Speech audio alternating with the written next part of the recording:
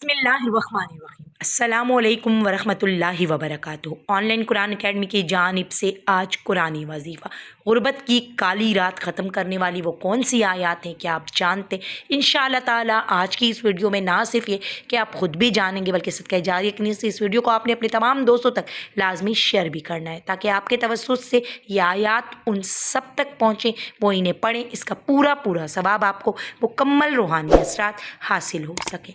जो शख्स रोज़ाना दिन में किसी भी वक्त सूरह फजर की तलावत करता है, अव्वल व आखिर याद रखिएगा, तीन तीन बार दुरूद इब्राहिम है, और इस वजीफ़े के लिए बावजू हालत में आपका होना शर्त है, यानी कि बावजू हालत में आपने वजीफ़ा करना है।